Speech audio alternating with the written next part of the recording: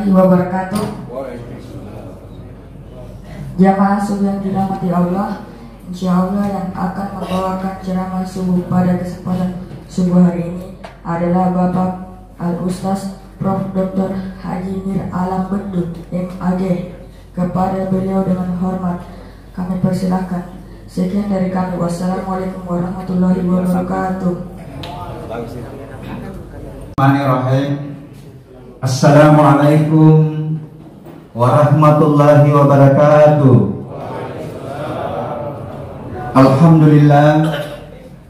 Alhamdulillahilladzi ahyana ba'dama amatana wa ilaihin nusyur.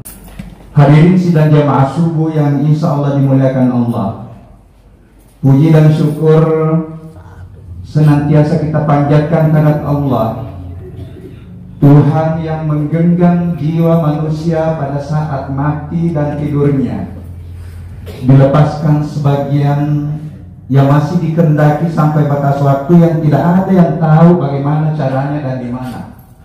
Tetapi ketika sudah sampai waktunya, la yastakhiruna sa'atan wa la yastaqdimuna. Salawat dan taslim kita haturkan kepada Nabiullah Muhammad sallallahu alaihi wasallam, Nabi yang seluruh umat Islam sudah pernah membangun komitmen dalam ucapan, sudah pernah bersyahadat komitmen untuk menjadikan Rasulullah sebagai suri teladan, baik di dalam melakoni peran kehambaan Abdullah yang berimplikasi pada amalan-amalan ritual, betapa mulianya salat jamaah, betapa pahalanya salat di awal waktu, maupun di dalam melakoni peran kehalifaan, inni ja'ilun fil ardi khalifah, dalam berbagai profesi, mulai dari profesi ibu rumah tangga sampai profesi presiden. Tidak ada profesi yang tidak mengharapkan adanya kejujuran. Inilah yang mengantar Rasulullah jadi hebat, jadi pemimpin hebat, jadi kepala rumah tangga yang hebat. Karena kalau di dalam rumah tangga ada dusta di antara kita, saya yakin bahwa kacau itu rumah tangga. Begitu pula di tingkat pemerintahan, di tingkat institusi. Inilah yang luntur di bangsa kita ini, yang perlu menjadi bahan koreksi bagi diri kita semua. Hadirin sidang jamaah subuh yang insya Allah dimuliakan Allah, salah satu harapan universal manusia adalah ingin selamat di dunia wal akhirah, ingin dimuliakan. Kita neta cek di mulai ada guruku saat di belakang, Prof Makruh, saya tanya mau selamat Prof dunia akhirat, sampai ke belakang mungkin ada guruku juga di belakang, Prof Masura, pasti jawabannya mau selamat. Yang kecil juga anak-anak pasti jawabannya itu. Nah sekarang pertanyaannya, siapakah sebenarnya itu yang selamat? Siapakah itu yang dimuliakan? Referensi di dalam Al-Quran mengatakan, menyampaikan kepada kita bahwa yang selamat nanti itu insya Allah orang yang bertakwa. 115 ayat saya juga dengar dari Adi Hidayat dan saya pelajari juga sebagian. Sudah disampaikan dalam Al-Quran, wa basyiril ladzina amanu wa 'amilus shalihati anna lahum jannatin tajri min tahtihal anhar. Sampaikanlah kepada orang beriman dengan imannya yang kuat, melaksanakan aktivitas kebaikan untuk selalu meningkatkan ketakwaannya, tempatnya nanti insya Allah surga. Tetapi jangan diri kita yang mengklaim diri kita masuk surga. Mohon maaf di mimbar ini saya sampaikan, mudah-mudahan saya tidak keliru, bahwa ketika sampai pada ranah surga serahkan kepada Allah. Di sini kita beragama, sebenarnya harus beragama kita sebagai dalam konteks memahami ayat-ayat tes, tetapi kita perlu memahami juga konteks. Kita tidak bergelut pada tatanan fikih, tetapi harus naik tingkat pada tatanan makna. Karena kapan pada fikih itu mungkin persoalan gerakan saja kita saling menyalahkan lagi, persoalan bacaan ya, karena memang pasti berbeda-beda. Nah, bagaimana menuju pada ketakwaan? Ketakwaan itu harus dilandasi dengan iman yang kuat.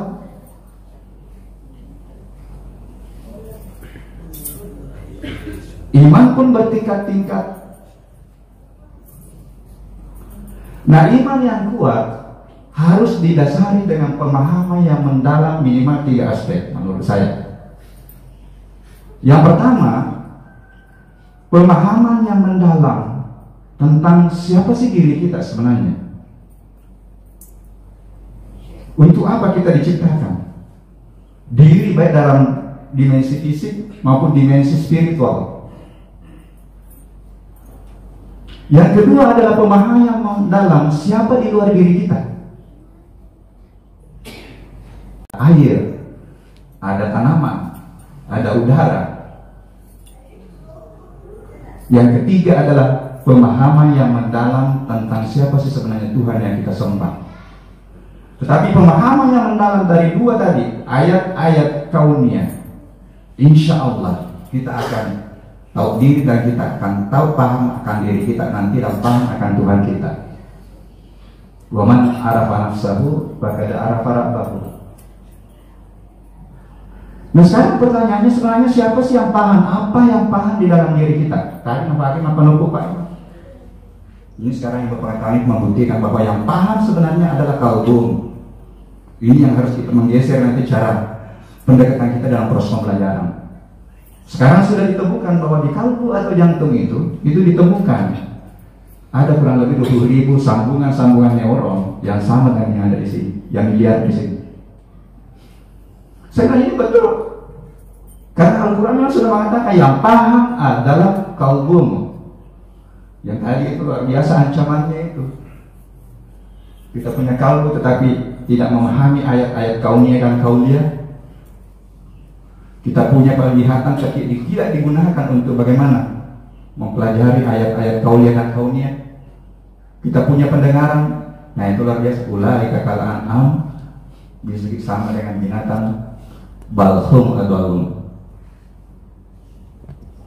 Hadirin sidang jamaah subuh yang insya Allah dimuliakan Allah.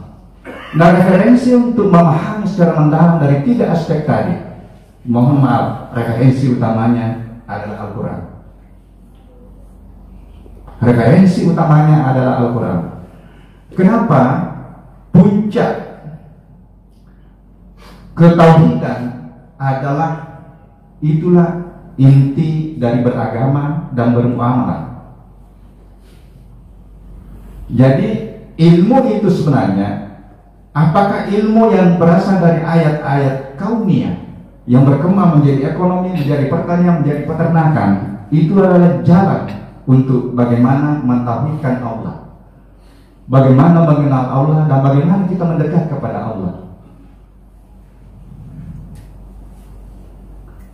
Referensi berikutnya ya hadis-hadis yang sudah dibukukan, dan referensi yang lain adalah referensi yang tertulis yang berasal dari ayat-ayat kauniyah.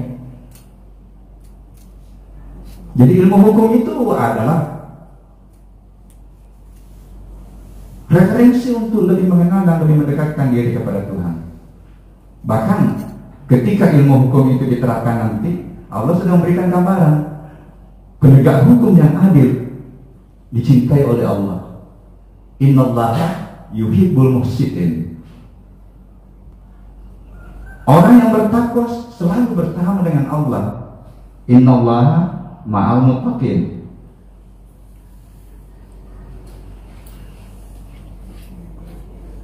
Hadirin sidang jamaah subuh yang insya Allah dimuliakan Allah.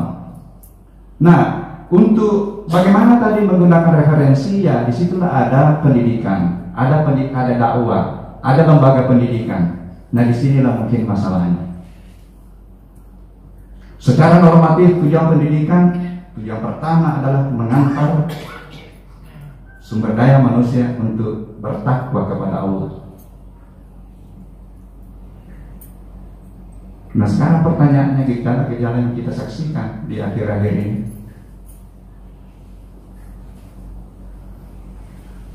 yang korupsi juga orang haji, orang rajin salat, disumpah dengan syarat administrasi beriman dan bertakwa kepada Tuhan baru daftar jadi pejabat. Berarti ada sesuatu yang keliru di dalam kita menata pendidikan. Mohon maaf, Mari kita melirik sekian abad yang lalu. Abad ke-14, ilmuwan dari timur, dari Arab sana, menganggap kembali. Zamannya Ibnu Sina yang dipakai nama masjid, rumah sakit Umi.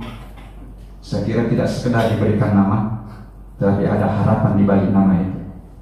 Saya baca buku, maaf karena banyak di sini teman-teman. Baca buku 147 ilmuwan hebat masa lalu. Di situ tadi Al-Biruni, di situ Ibnu Sina. Ibnu Sina itu ahli fikih, hafal Al-Quran, kemudian jadilah ahli kedokteran. Setelah itu ilmu itu dibaratkan. Di sinilah sudah mulai terjadi dikotomi. Yang pertama ditanamkan dalam pikiran kita bahwa ilmu itu bebas nilai. Bahayanya kalau ilmu bebas nilai. Nah, inilah perjuangan kita yang saya bahasakan sekarang, spiritualisasi ilmu. Apa makna spiritualisasi ilmu? Bahwa ilmu yang berkembang dari kajian-kajian ayat kauniyah, ilmu pertanian, ilmu peternakan, ilmu hukum, ilmu politik, ilmu teknik, haruslah naik tingkat untuk dilengkapi dengan referensi-referensi apa kata Tuhan di dalam Al-Quran. Karena nilai-nilai universal itu sebenarnya adalah asal. Nilai spiritual itu adalah nilai-nilai universal yang tidak ada yang tidak senang dengan nilai itu. Kejujuran misalnya, akhlak mulia, itu nilai universal.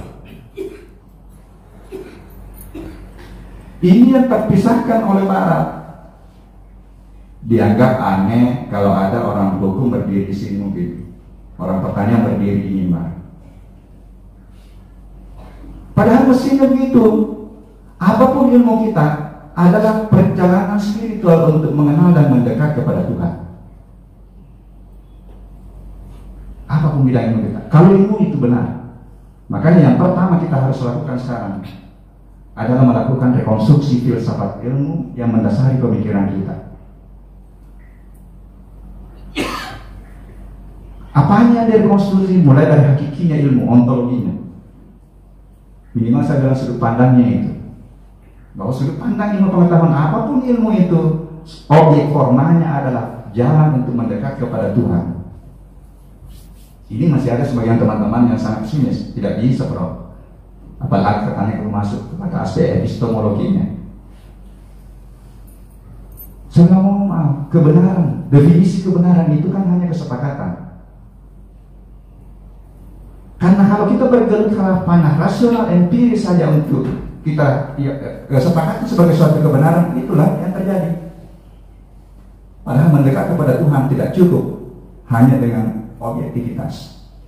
Saya katakan kriteria objektif yang tertinggi ketika dia hampir berimpit dengan subjektivitas. Jadi boleh jadi nanti bahwa yang mendasari argumentasi hipotesis untuk kita buktikan, dan sudah banyak sekarang terbukti, itu bisa berasal dari ilham, bisa berasal dari mimpi dalam tanda petik,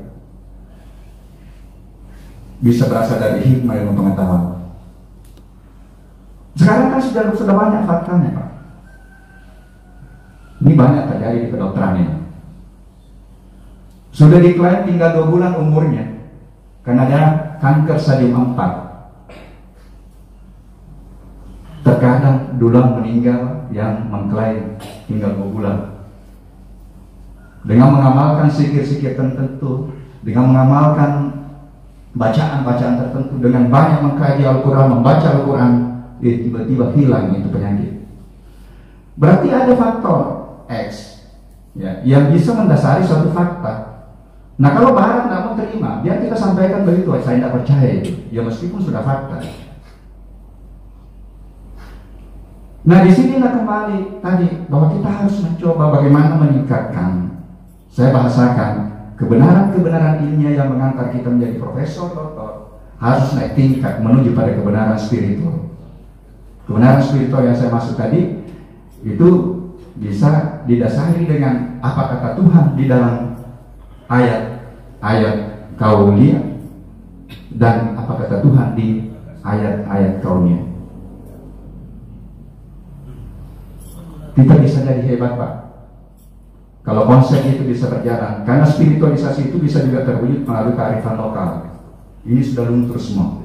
Saya bilang begini, kalau sekarang ilmu yang berkembang, ilmu modern yang berkembang, kemudian kita masukkan kata Tuhan di balik ilmu itu, kemudian kita masukkan nilai-nilai kearifan lokal, meramu menjadi suatu referensi baru, insya Allah Barat akan berkiprah kita.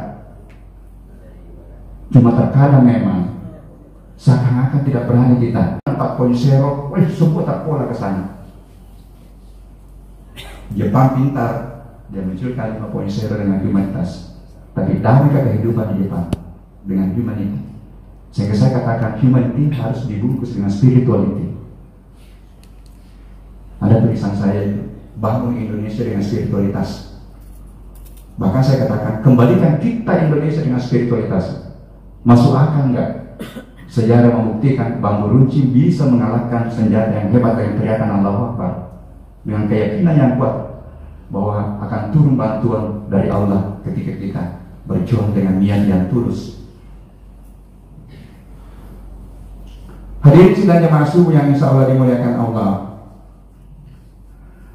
Nah, disinilah nanti peran lembaga pendidikan secara integrasi mulai dari bawah, mulai dari SD sampai ke atas. Saya punya tulisan yang ada di YouTube itu, reformasi pendidikan, rebut peradaban dan megatrend 2045. Karena sudah ada konsepnya itu.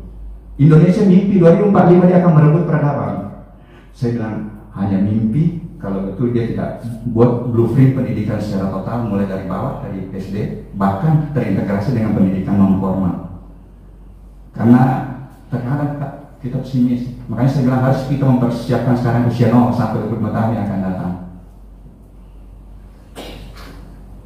Sehingga pembinaan keluarga saya usulkan di bupati, para bupati itu harus ada lembaga pendidikan non formal yang memberikan pemahaman pengetahuan kepada pranikah, pada orang yang hamil, karena rupanya membentuk anak cerdas itu mulai dari rahim. Itu secara ilmiah itu dijelaskan, karena pada hakikatnya pada saat terjadi pertemuan sel sperma dan ovum membentuk satu stem cell, itu sudah mendengar itu, sudah merekam. Jadi itu saya temukan juga. Saya berdiri di sini, dia terekam dari 3 tempat. Terekam di memori saya bahwa malam subuh ke berapa saya berdiri di sini, terekam di lingkungan dan terekam di seluruh sel-sel tubuh kita. Itu membuktikan nanti ayat al-yawma nakhtimu ala afwahihim wa tukallimuna aydihim wa tashhadu arjuluhum bima kanu, bahwa pada akhirat di akhirat nanti itu semua ini menjadi saksi. Itu betul, Pak. Al-Quran itu hak. Mari kita coba mengkaji. Saya kira di UMI tidak diragukan lagi, tapi memang konsep-konsep integrasi dan konsep-konsep bagaimana membumikan Quran itu harus. Saya biasa katakan begini, kalau hakul yakin dengan Quran kemudian kita terapkan dalam kehidupan, insya Allah semua ada juga penyampaiannya dalam Al-Quran. Ketika kita pegang Quran sebagai petunjuk hidup, kita akan tenang dan kita akan senang. Kalau Quran sudah mengatakan jangan campur adukan kebenaran dan kebatilan, cobalah terapkan dalam kehidupan. Tetapi memang tantangannya berat. Ini ayat sudah mengatakan jangan campur adukan kebenaran dan kebatilan. Tetapi Allah memberikan kita motivasi bahwa memang sulit itu. Tetapi yakin, wa qul ja'al haqq wa sahqal batil innal batila kana zahuqa. Kalau pegang pada prinsip untuk berniat untuk menegakkan kebenaran, yakin bahwa kebenaran akan hadir, kebatilan akan sirna. Hadirin sedang jemaah subuh yang insya Allah dimuliakan Allah, lampai-lampai kapan yang terakhir ini sudah subuh ke-15, berarti lagu ini setopal. Mohon maaf untuk memotivasi diri kita untuk memanfaatkan waktu. Tidak ada waktu yang berulang, hanya kesepakatan itu ada ulang tahun.